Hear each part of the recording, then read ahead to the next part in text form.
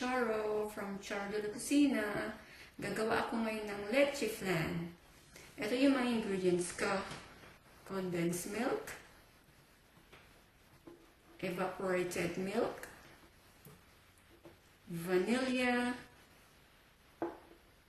ito, white sugar ito. At syempre, hindi kompleto ang Leche Flan kung walang eggs.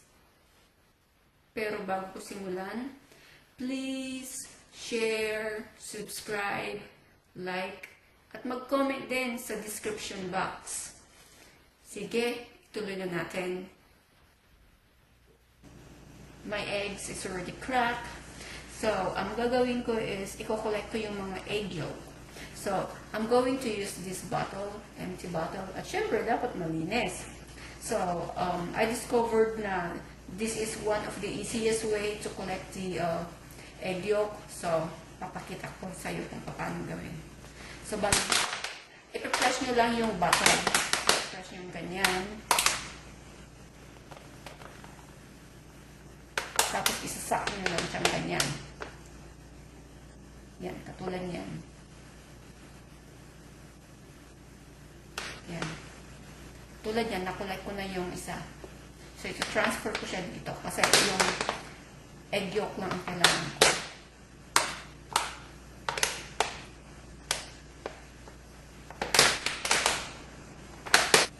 Ibibig ko lang smoothly yung mga egg yolk. Dapat evenly silang na-beat. And then, yung condensed milk.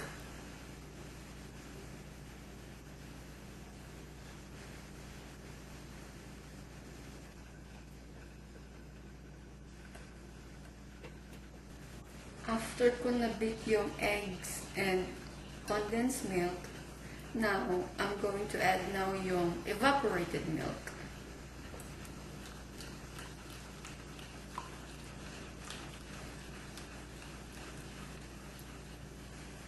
Tapos, yung vanilla.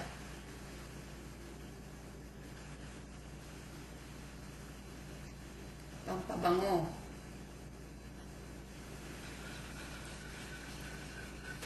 Mix lang sila ng mabuti.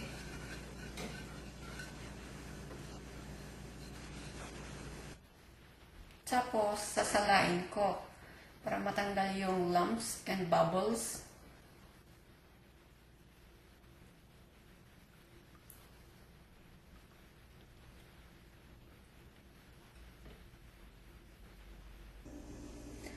After I mix the ingredients, now gagawa ako ng caramel.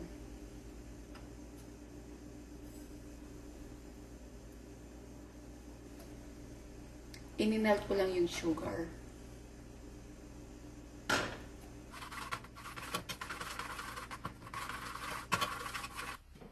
Dahan-dahan lang kasi mainit.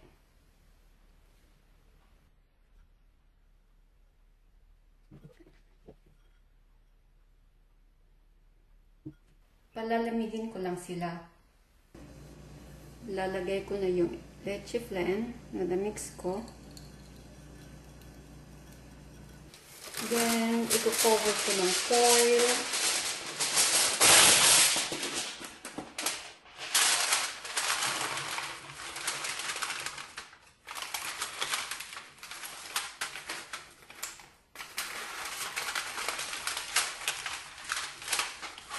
My water is boiling, so ilalagay ko sila dito para may steam yung leche flan. Uunahin ko muna itong malaki kasi hindi sila kasya.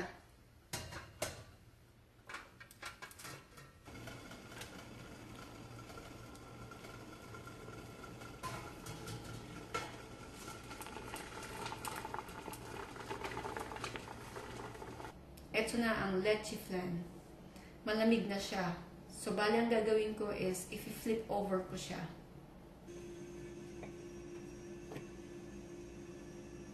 Ito na siya. Leche flan. So, bali na mess up lang siya doon. Pero okay lang yan. Kaya ito na ang aking leche flan. I hope na gustuhan nyo itong video nito.